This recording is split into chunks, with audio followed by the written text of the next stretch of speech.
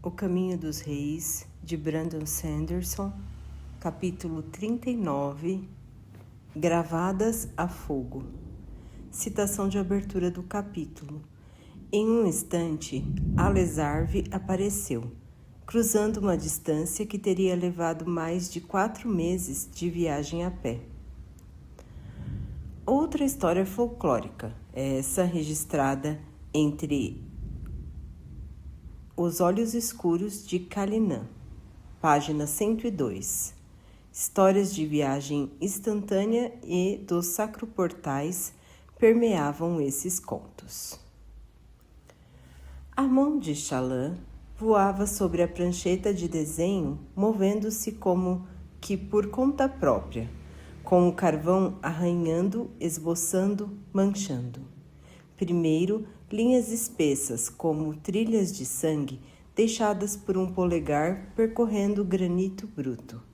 Linhas finas como arranhões feitos por um alfinete. Ela estava sentada na sua pequena câmara no conclave, sem janelas, sem ornamentação, nas paredes de granito. Só a cama, sem baú, a mesa de cabeceira e uma pequena escrivaninha que também servia como mesa de desenho. Um único brão de rubi jogava uma luz sanguinolenta sobre seu desenho. Geralmente, para produzir uma imagem vibrante, ela precisava memorizar deliberadamente a cena. Um piscar de olhos, congelando o mundo, marcando uma impressão na sua mente. Ela não fizera isso durante a aniquilação dos ladrões realizada por Yasna. Estivera paralisada demais pelo horror ou pelo fascínio mórbido. Apesar disso, podia ver cada uma daquelas cenas na sua mente de modo tão vívido como se as houvesse memorizado deliberadamente. E essas memórias não desapareciam quando elas desenhavam. Não conseguia livrar sua mente delas. As mortes estavam gravadas a fogo. Ela se reclinou para trás, a mão trêmula, a imagem diante dela uma representação exata, em carvão, do cenário noturno sufocante. No espaço estreito entre as paredes do beco, uma figura torturada feita de chamas se elevando rumo ao céu. Naquele momento, sua face ainda continha sua forma, olhos sombrios, arregalados e lábios abertos e queimando. A mão de Yasna estava estendida na direção da figura, como se estivesse conjurando-a ou adorando-a. Chalan levou os dedos manchados de carvão ao peito, contemplando sua criação. Era mais um de dúzias de desenhos que fizera nos últimos dias. O homem transformado em chama, o outro congelado em cristal, os dois transmutados em fumaça. Ela só conseguia desenhar um dos dois inteiramente. Estivera voltada para o lado leste do beco. Seus desenhos da morte do quarto homem representavam fumaça ascendendo, a roupa já caída no chão. Sentia-se culpada por ser incapaz de registrar aquela morte. E sentia-se estúpida pela culpa. Sentia-se culpada por ser incapaz de registrar aquela morte. E sentia-se estúpida pela culpa. A lógica não condenava Yasna. Sim, a princesa colocara-se voluntariamente em perigo, mas isso não removia a responsabilidade daqueles que escolheram causar-lhe mal. As ações dos homens eram repreensíveis. Chalan passara os dias estudando livros de filosofia, e a maioria dos referenciais éticos exonerava a princesa. Mas Chalan estivera lá. Ela vira os homens morrerem. Vira o terror em seus olhos e sentia-se péssima. Não teria havido outra maneira? Matar ou morrer, essa era a filosofia da severidade. Ela exonerava Yasna. Ações não eram más, a intenção podia ser má, e a intenção de Yasna havia impedido os homens de ferir outras pessoas. Essa era a filosofia do propósito. Ela louvava Yasna. A moralidade era distinta dos ideais dos homens. Ela existia completa em algum lugar para ser abordada, mas nunca inteiramente compreendida pelos mortais. A filosofia dos ideais, ela alegava que remover o mal era, em uma última instância, moral, e assim, ao destruir homens maus, Yasna estava justificada. O objetivo devia ser pesado contra os métodos. Se a meta é digna, então os passos tomados são dignos, mesmo que alguns deles em si sejam repreensíveis. A filosofia da aspiração. Ela mais que qualquer outra, consideraria éticas as ações de Yasna. Shallan puxou a folha da sua prancheta de desenho e jogou-a ao lado de outras espalhadas sobre a cama. Seus dedos se moveram novamente, agarrando o lápis de carvão, começando uma nova imagem na folha em branco, presa na mesa, incapaz de escapar. Seu furto a incomodava tanto quanto os assassinatos. Ironicamente, a exigência de Yasna de que Shallan estudasse filosofia moralista forçou-a a contemplar suas próprias terríveis ações. Ela fora a Kharbrandt para roubar o Fabrial, depois usá-lo para salvar seus irmãos e sua casa de grandes dívidas e da destruição. Mas, no fim, não fora por isso que Shallan roubara o transmutador. Roubara porque estava com raiva de Yasna. Se as intenções eram mais importantes do que a ação, então ela devia condenar a si mesma. Talvez a filosofia da aspiração, que declarava que os objetivos eram mais importantes do que as atitudes tomadas para obtê-los, concordasse com o que fizera. Mas era a filosofia que considerava mais repreensível. Shallan estava ali sentada, desenhando, condenando Yasna, mas foi ela quem traiu uma mulher que confiara nela e a acolhera. Agora estava planejando cometer heresia com o transmutador ao utilizá-lo, ainda que não fosse uma fervorosa. O transmutador estava em uma parte oculta do baú de Shallan. 3 dias e Yasna não dissera nada sobre o desaparecimento. Ela usava a cópia todos os dias. Não disse nada, nem agiu de modo diferente. Talvez não houvesse tentado realizar uma transmutação. Que o Todo-Poderoso não permitisse que ela saísse e se arriscasse novamente, esperando ser capaz de usar o Fabrial para matar homens que a atacassem. Naturalmente, havia um aspecto daquela noite em que Shallan precisava pensar. Ela estava portando uma arma oculta que não havia usado. Sentia-se tola por nem mesmo ter pensado em sacá-la naquela noite. Mas ainda não estava acostumada com... Shallan gelou, percebendo pela primeira vez o que estava desenhando. Não era outra cena do beco, mas uma sala ricamente decorada com um espesso carpete ornamentado e espadas na parede. Uma longa mesa de jantar com uma refeição consumida pela metade. E um homem morto em roupas finas caído de cara no chão, sangue se acumulando ao seu redor. Ela deu um pulo para trás, jogando longe o carvão, e depois amassou o papel. Trêmula sentou-se na cama entre os desenhos, deixando cair a folha amassada. Ela levou os dedos à testa, sentindo o suor frio ali. Havia algo de errado com ela, com seus desenhos. Precisava sair dali, escapar da morte, da filosofia e das perguntas. Levantou-se e andou rapidamente até a sala principal dos aposentos de Yasna. A princesa estava fora, pesquisando como sempre. Ela não exigira que Shallan fosse ao véu naquele dia. Será que havia percebido que sua pupila precisava de tempo para pensar sozinha? Ou foi porque suspeitava que Shallan roubara o transmutador e não confiava mais nela? Shallan atravessou apressadamente a sala mobiliada apenas com o básico fornecido pelo rei Taravandian e abriu a porta para o corredor, quase dando de cara com uma criada mestra que estava prestes a bater. A mulher se assustou e Shallan deixou escapar um gritinho. Luminosa, disse a mulher, curvando-se imediatamente. Minhas desculpas, mas uma das suas telepenas está piscando. A mulher mostrou a pena, fixada na lateral, com um pequeno rubi piscante. Xalã inspirou e expirou, acalmando seu coração. Obrigada. Como Yasna, ela deixava suas telepenas aos cuidados de servos, porque estava frequentemente longe dos seus aposentos e provavelmente perderia qualquer tentativa de contato. Ainda agitada, sentiu-se tentada a deixar o dispositivo ali e sair.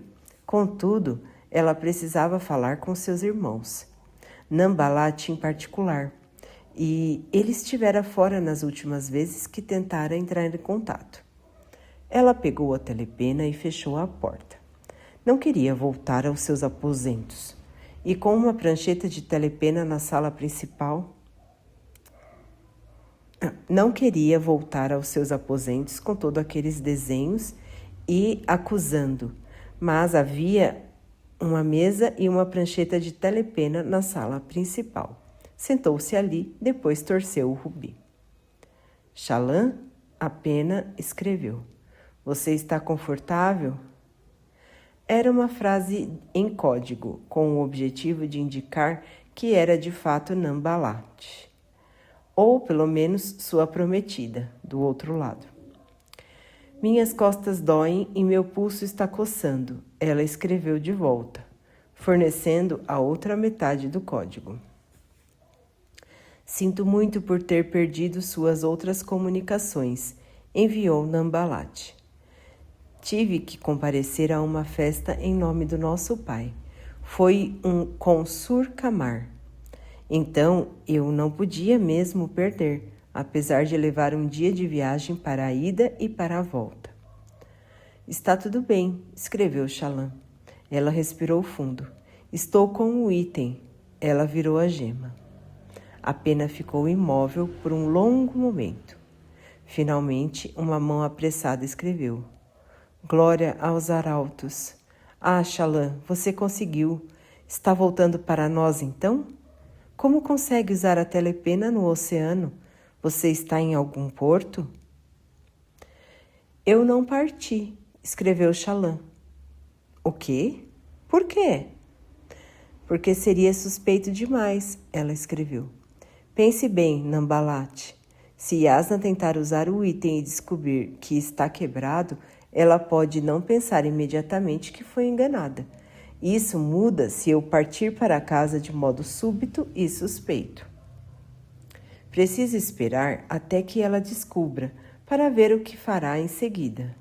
Se ela descobrir que seu Fabrial foi substituído por uma falsificação, então posso desviar a atenção dela para outros culpados. Ela já suspeita do fervor. Se, por outro lado, ela pensar que seu Fabrial quebrou de alguma maneira, saberei que estamos livres. Ela torceu a gema, colocando a pena no lugar. A pergunta que ela estava esperando veio em seguida. E se ela imediatamente imaginar que foi você? Xalã, e se você não puder desviar as suspeitas dela? E se ela ordenar uma busca nos seus aposentos e eles encontrarem o compartimento oculto? Ela pegou a caneta. Então, ainda é melhor que eu esteja aqui, ela escreveu. Balat, eu aprendi muito sobre Yasna Collin. Ela é incrivelmente concentrada e determinada. Não vai me deixar escapar se pensar que eu a roubei. Ela vai me caçar e usará todos os seus recursos para obter vingança. Teríamos nosso próprio rei e grão-príncipes em nossa propriedade em poucos dias, exigindo que devolvêssemos o Fabrial. Pai das tempestades, aposto que Yasna tem contatos em Jaqueved a quem poderia alertar antes que eu chegasse em casa. Estaria sob custódia no momento que pusesse os pés em terra seca. Nossa única esperança é desviar sua atenção. Se isso não funcionar, é melhor que eu esteja aqui e sofra sua fúria rapidamente. Provavelmente ela vai tomar o transmutador e me expulsar de sua presença. Mas se nós dermos trabalho a ela, tiver que me caçar, ela pode ser muito impiedosa, Balat. As coisas não acabariam bem para nós. A resposta demorou a chegar. Quando foi que você ficou tão boa em lógica, pequena? Ele finalmente enviou. Vejo que você pensou em todos os detalhes. Pelo menos melhor do que eu. Mas, Shallan, nosso tempo está acabando. Eu sei, ela escreveu. Você disse que conseguiria segurar a situação por mais alguns meses. Peço que faça isso. Dê-me pelo menos mais 2 ou 3 semanas para ver o que Asna faz. Além disso, enquanto eu estiver aqui, posso pesquisar como essa coisa funciona. Ainda não encontrei livros que deem pistas, mas há tantos aqui que talvez eu apenas não tenha encontrado o livro certo ainda. Muito bem, escreveu ele, algumas semanas. Tome cuidado, pequena. Os homens que deram ao pai seu Fabrial fizeram outra visita. Eles perguntaram por você. Estou preocupado com eles, ainda mais do que com nossas finanças. Eles me perturbam profundamente. Adeus. Adeus, ela escreveu de volta. Até aquele momento não havia indício de reação da parte da princesa. Ela nem mesmo havia mencionado o transmutador. Isso deixava Shallan nervosa. Queria que Asna simplesmente dissesse alguma coisa. A espera estava sendo excruciante. Todo dia, quando ela se sentava junto de Asna, seu estômago se contorcia de ansiedade até ela ser tomada pela náusea. Pelo menos considerando os assassinatos de alguns dias atrás, Shallan tinha uma excelente desculpa para parecer perturbada. Lógica fria e calma, a própria Yasna ficaria orgulhosa. Soou uma batida na porta e Shallan rapidamente recolheu a conversa que teve com Nambalat e queimou-a na lareira. Uma criada do palácio entrou um momento depois, carregando uma cesta nos braços. Ela sorriu para Shallan. Estava na hora da limpeza diária. Shallan teve um estranho momento de pânico ao ver a mulher. Não era uma das criadas que conhecia. E se Yasna houvesse mandado ela ou outra pessoa para revistar seus aposentos? Será que já o revistara? Shallan assentiu para a mulher e então, para aliviar suas preocupações, caminhou até seu quarto e fechou a porta. Ela se apressou até o baú e verificou o compartimento escondido. O Fabrial estava lá. Ela o levantou e inspecionou. Perceberia se Yasna houvesse de algum modo refeito a troca? Você está sendo tola, ela disse a si mesma. Yasna é discreta, mas não tão discreta. Ainda assim, Shallan enfiou o transmutador em sua bolsa segura. Ele mal cabia dentro do receptáculo de pano em forma de envelope. Sentira-se mais segura sabendo que estava com ela, enquanto a criada limpava seu quarto. Além disso, a bolsa segura podia ser um esconderijo melhor do que seu baú.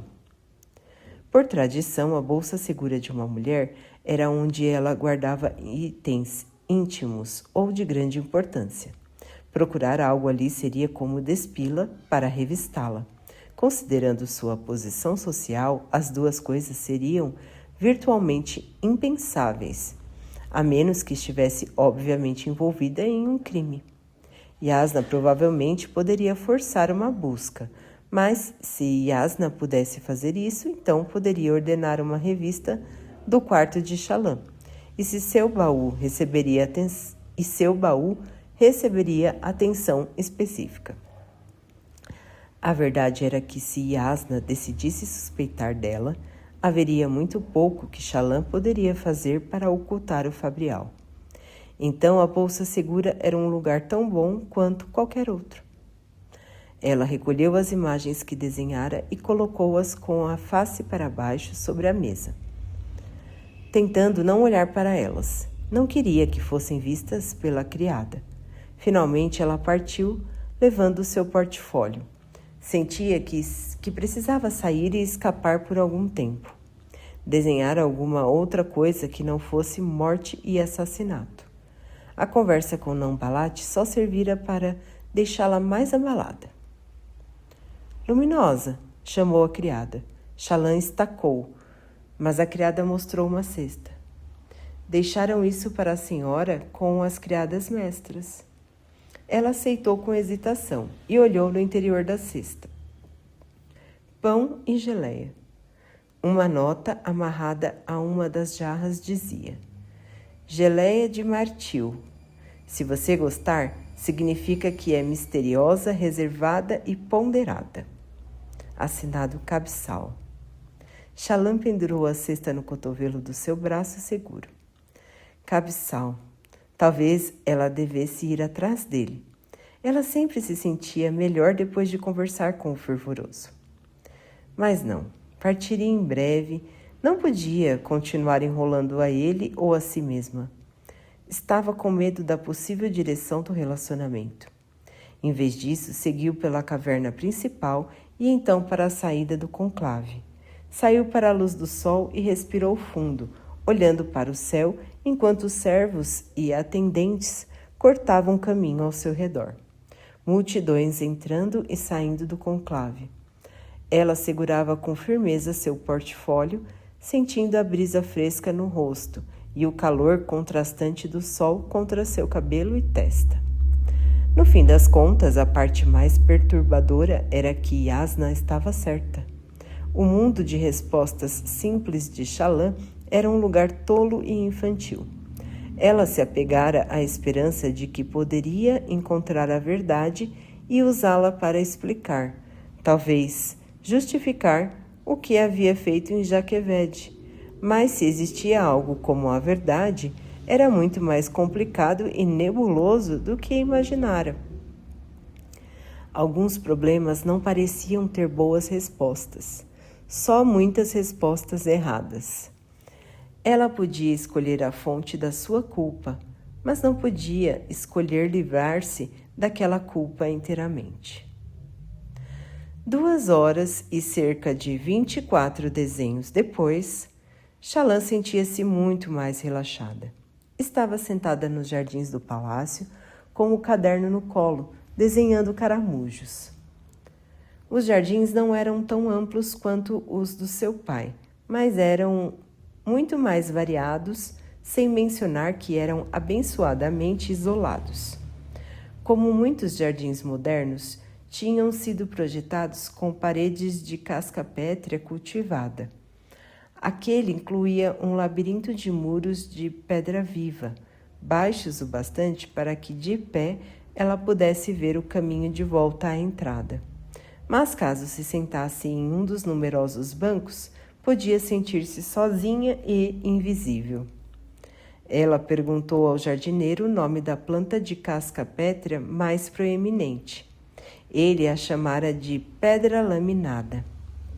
Um nome adequado, já que crescia em finas seções arredondadas que se empilhavam umas sobre as outras, como pratos em um guarda-louça. Vista de lado, parecia uma pedra erodida com centenas de finas camadas expostas. Gavinhas minúsculas cresciam dos poros, acenando ao vento. As cascas pétreas eram de um tom azulado, mas as gavinhas eram amarelas. O tema do seu desenho atual era um caramujo com uma concha achatada e com pequenas nervuras. Quando ela batia na concha, ele se enfiava em uma fenda na casca pétrea, parecendo tornar-se parte da pedra laminada. Disfarçava-se perfeitamente. Quando ela deixou que se movesse, ele mordiscou a casca pétrea, mas não a mastigou. Ele está limpando a casca pétrea, ela compreendeu. Continuando o seu desenho, está se alimentando do líquen e do mofo. De fato, uma trilha mais limpa estendia-se atrás dele. Pedaços de um tipo diferente de casca pétrea, com protusões semelhantes a dedos crescendo a partir de um botão central, brotavam junto da pedra laminada.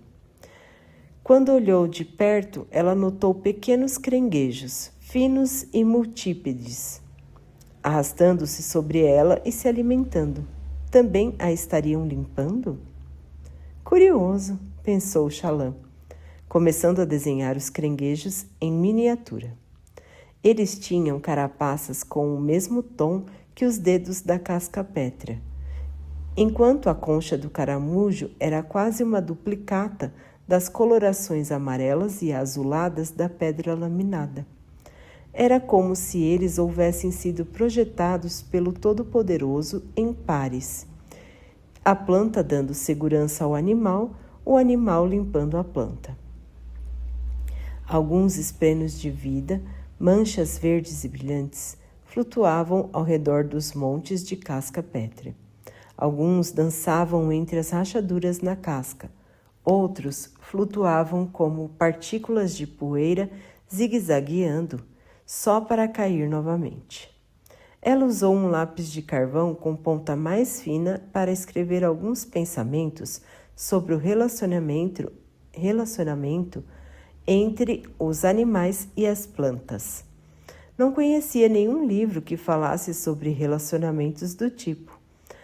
As eruditas pareciam preferir estudar animais maiores e dinâmicos, como grã-carapaças ou espinhas brancas. Mas Chalan achou aquela descoberta bela e maravilhosa. Caramujos e plantas podem se ajudar mutuamente, mas eu estou traindo Yasna, ela pensou. Ela olhou para sua mão segura e para a bolsa segura escondida ali. Sentia-se mais segura tendo o transmutador por perto. Ainda não ousara tentar utilizá-lo. Estava nervosa demais com o roubo e se preocupava em usar o objeto perto de Yasna.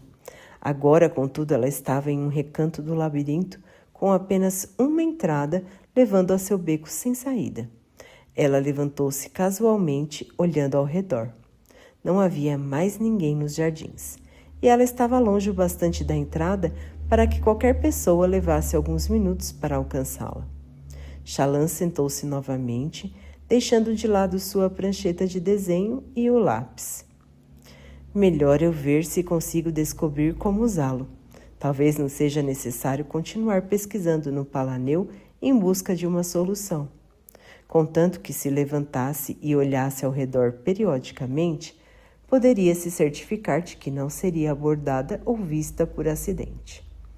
Ela pegou o dispositivo proibido, que pesou na sua mão, sólido. Respirando fundo, ela envolveu as correntes ao redor dos dedos e pulso, as gemas contra o dorso da mão. O metal era frio e as correntes frouxas. Ela flexionou a mão, ajustando o fabrial. Antecipara uma sensação de poder, um formigamento na pele, talvez, ou um sentimento de força e potência. Mas não houve nada. Ela tocou de leve as 3 gemas, colocara seu quartzo fumê na 3ª posição. Alguns outros fabriais, como telepenas, só funcionavam quando se tocava nas pedras. Mas tentar isso era bobagem, já que nunca vira Yasna agir assim. A mulher simplesmente fechava os olhos e tocava em alguma coisa, realizando a transmutação do objeto. Fumaça, cristal e fogo eram os pontos fortes daquele transmutador. Só uma vez ela vira Yasna criar outra coisa. Hesitante, Chalan pegou um pedaço de casca pétrea solta de uma das plantas. Segurou-a na mão livre, então fechou os olhos. Torne-se fumaça, ela comandou. Nada aconteceu. Torne-se cristal, ordenou dessa vez. Ela abriu um olho, houve uma mudança. Não houve uma mudança. Fogo, queime, você é fogo, você... Ela fez uma pausa, percebendo a estupidez daquilo. Uma mão misteriosamente queimada? Não, isso não seria nem um pouco suspeito. Em vez disso, ela se concentrou no cristal. Fechou os olhos novamente, mantendo a imagem de um pedaço de quartzo em mente. Ela tentou forçar a casca pétrea a mudar. Nada aconteceu. Então, ela só tentou se concentrar, imaginando a transformação da casca pétrea. Depois de alguns minutos de fracasso, tentou fazer a bolsa segura se transformar. Depois o banco, então o fio de cabelo, nada funcionou. Shallan verificou para ter certeza de que estava ainda sozinha. Depois sentou-se frustrada. Nambalat havia perguntado a Luesh como os dispositivos funcionavam. E ele dissera que era mais fácil mostrar do que explicar. Prometera dar a eles respostas caso Shallan efetivamente conseguisse roubar o dispositivo de Yasna. Agora ele estava morto. Estaria ela condenada a levar aquele transmutador para sua família só para imediatamente entregá-lo àqueles homens perigosos, nunca utilizando para adquirir riquezas e proteger sua casa? Tudo porque não sabiam como ativá-lo. Os outros fabriais que ela usara haviam sido fáceis de ativar, mas eles haviam sido construídos por artefabrianos contemporâneos. Transmutadores eram fabriais de tempos antigos. Eles não utilizavam métodos modernos de ativação. Ela fitou as gemas brilhantes no dorso da sua mão. Como poderia descobrir o método de usar uma ferramenta com milhares de anos de idade, proibida a todos, exceto os fervorosos? Escondeu novamente o transmutador na sua bolsa segura. Aparentemente teria que voltar a pesquisar no Palaneu, ou então perguntar a Capsal. Mas será que ela conseguiria perguntar sem parecer suspeita? Tirou da cesta o pão e a geleia, comendo e pensando distraidamente. Se Capsal não soubesse e se ela não conseguisse descobrir as respostas antes de deixar Kharbrandt, haveria outras opções? Se ela levasse o artefato ao rei Vedeno ou talvez aos fervorosos, seriam eles capazes de proteger sua família em troca do presente? Afinal, ela não poderia realmente ser culpada por roubar de uma herege, e contanto que Yasna não soubesse com quem estava o transmutador, eles estariam em segurança. Por algum motivo, isso fez com que ela se sentisse ainda pior. Roubar o transmutador para salvar sua família era uma coisa, mas entregá-lo aos próprios fervorosos a quem Yasna desprezava parecia uma traição maior. Mais uma decisão difícil. Muito bem, então. Que bom que Yasna está tão determinada a me treinar para lidar com decisões difíceis. Quando tudo isso terminar, serei uma grande especialista.